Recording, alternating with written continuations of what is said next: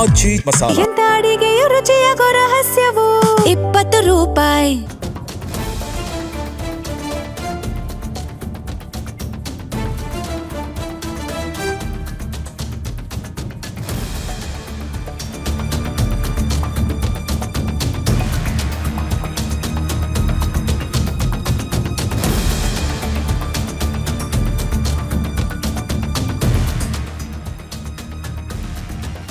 ಅಶೋಕ್ ಛಲವಾದಿ ಜೊತೆ ದೆಹಲಿಗೆ ತೆರಳಿ ನಾನು ಚರ್ಚೆಯನ್ನ ಮಾಡ್ತೀನಿ.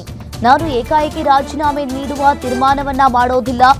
ಇನ್ನು ಕರ್ನಾಟಕ ಇತಿಹಾಸದಲ್ಲಿ ಹಾಲಿ ಸಭಾಪತಿಗೆ ರಾಜೀನಾಮೆ ಕೇಳಿಲ್ಲ.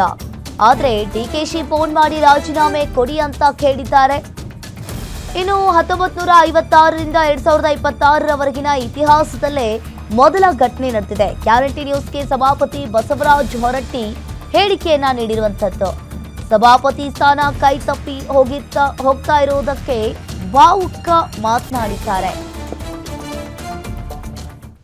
ನಮ್ಮ ಜೊತೆಗೆ ಸಭಾಪತಿ ಬಸವರಾಜ ಹೊರಟ್ಟಿ ಇದ್ದಾರೆ.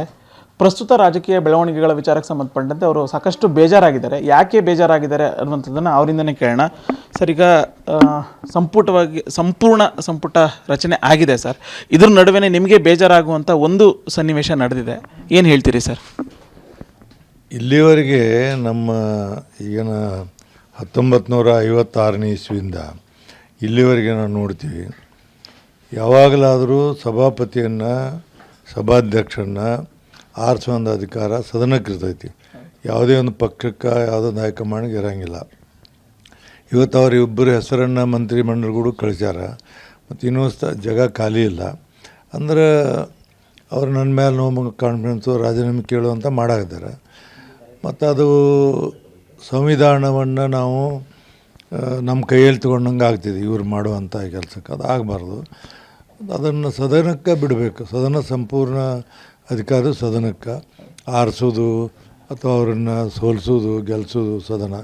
ಹೀಗಾಗಿ ಅದು ತಪ್ಪು ಸಂದೇಶ ಜನರಿಗೆ ಹೋಗುತ್ತೆ. ಅದು ಆಗಬಾರ್ದಾಗಿತ್ತು ಸರ್. ಈಗ ಸಭಾಪತಿ ಹುದ್ದೆ ಅನ್ನುವಂಥದ್ದನ್ನೇ ಒಂದು ಪಕ್ಷಾತೀತವಾಗಿ ಆಯ್ಕೆ ಮಾಡುವಂಥದ್ದು ಸರ್. ಅದು ಇಲ್ಲೂ ಕೂಡ ರಾಜಕೀಯ ಅಲ್ಲಿ ಪ್ರವೇಶ ಮಾಡಬಾರ್ದು ಅನ್ನುವಂಥದ್ದು ಹಿಂದೆಯಿಂದನೂ ಕೂಡ ಇದೆ. ಆದರೆ ಈಗ ಅಫಿಷಿಯಲಿ AICC ಲೆಟರ್ ಇದ್ದರೆ ಸಭಾಪತಿ ಇವರು, ಉಪಸಭಾಪತಿ ಇವರು ಅನ್ನುವಂಥದ್ದನ್ನು ಉಲ್ಲೇಖ ಮಾಡಿರುವಂಥದ್ದನ್ನು ಎಷ್ಟರ ಮಟ್ಟಿಗೆ ಸರಿ ಅಂತ ಹೇಳ್ತೀರಿ ಸರ್?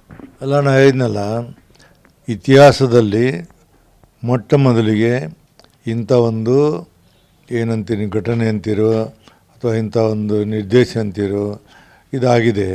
ಇದು ಹೆಂಗೆ ನನಗೆ ಅನಿಸಿದ ಮಟ್ಟಿಗೆ ದೊಡ್ಡವರೆಲ್ಲ ದಿಲ್ಲಿಯೊಳಗೆ ಕೂತಿರ್ತಾರೆ, ತಿಳ್ಕೊಬೇಕು ಅವರು ಸದನದ ಗೌರವ ಏನು, ಸಭಾಪತಿಯನ್ನು ಸ್ಪೀಕರ್ನ ಹೆಂಗೆ ಆರಿಸ್ಬೇಕು ಗೊತ್ತಿದ್ದೂ ಸಹಿತ ರೈಟಿಂಗ್ದಾಗ ಕಳಿಸಿ ಪತ್ರಿಕೆ ಬಿಡುಗಡೆ ಮಾಡಿದ್ದು ಭಾಳ ನೋವಿನ ಸಂಗತಿ. ಇದಾಗಬಾರ್ದಾಗಿತ್ತು ಅಂತ ನನ್ನ ಅನಿಸಿಕೆ ಸರ್. ಈಗ ಯಾವುದೇ ಒಂದು ಸಭಾಪತಿಯವ್ರನ್ನ ಚೇಂಜ್ ಮಾಡಬೇಕು ಅಂತಂದರೆ ಅವ್ರ ಮೇಲೆ ಏನಾದ್ರು ಅಲಿಗೇಷನ್ ಇರ್ಬೋದು ಅಥವಾ ಪಕ್ಷ ಬದಲಾವಣೆ ಆಗಿರ್ಬೋದು, ಆ ಥರದ್ದಾಗಿರುತ್ತೆ ಸರ್. ಬಟ್ ಇಲ್ಲಿ ಏನೂ ಆಗಿಲ್ಲ. ಇದ್ರ ನಡುವೆ ಈ ರೀತಿಯಾದಂಥ ಒಂದು ಬೆಳವಣಿಗೆ ಆಗಿದೆ. ಏನು ಯಾವ ರೀತಿಯಾಗಿ ವಿಶ್ಲೇಷಣೆ ಮಾಡ್ತೀರಿ ಸರ್?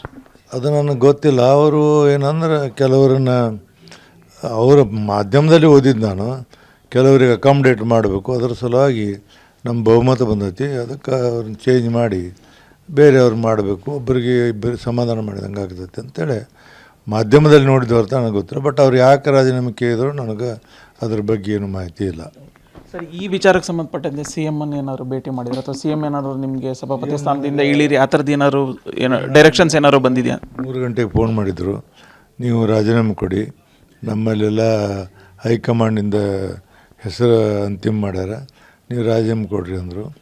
ನಾನು ಮತ್ತು ಅಶೋಕ್ ಅವರು ಕೂಡ ಆಮೇಲೆ ನಮ್ಮ ಛಲವಾದಿ ನಾರಾಯಣ ಸ್ವಾಮಿ, CT ರವಿಕುಮಾರ ಬೇರೆಯವ್ರುಗಳು ಚರ್ಚೆ ಮಾಡಿ ಅಶೋಕ್ ದಿಲ್ಲಿಗೆ ಹೋದರು. ಹೋಗಿ ನಾನು ಅಲ್ಲಿಂದ ದಿಲ್ಲಿಗೆ ಹೋಗಿ ಬರ್ತೀನಿ, ಬಂದ ನಂತರ ತೀರ್ಮಾನ ಮಾಡಿ ಹೇಳುವಂತ ಹೇಳಿದರು. ಅದಕ್ಕೆ ಅವ್ರಿಗೂ ನಾನು ಚರ್ಚೆ ಮಾಡಿ ನಮ್ಮದೇ ಆದಂಥ ಒಂದು ತೀರ್ಮಾನಕ್ಕೆ ನಾವು ಬರಬೇಕಾಗ್ತಿದೆ. ಮತ್ತು ಎಲ್ಲದಕ್ಕೂ ಒಂದು ರಾಜಕಾರಣದಲ್ಲಿ ಎಲ್ಲದಕ್ಕೂ ಒಂದು ಪ್ರಾಬ್ಲಮಕ್ಕೆ ಸೊಲ್ಯೂಷನ್ ಇದ್ದೇ ಇರ್ತೈತಿ. ಆ ಸೊಲ್ಯೂಷನ್ನ ಹುಡುಕ್ತೀವಿ. ಮತ್ತು ನಾ ಏನು ರೂಲ್ ಬಿಟ್ಟು ಏನು ಹೋಗೋದಿಲ್ಲ, ಅವರ ರೂಲ್ ಪ್ರಕಾರ ಹೋಗ್ತೀನಿ ನಾನು. ಅವರು ನನ್ನ ಮೇಲೆ ನೋ ಕಾನ್ಫಿಡೆನ್ಸ್ ಮೋಷನ್ ಕೊಟ್ಟರೆ ಅದನ್ನು ತೊಗೊಂಡು ಅದೇನೈತಿ ಕಾನೂನು ಪ್ರಕಾರ ನಾವು ಮಾಡ್ತೀವಿ.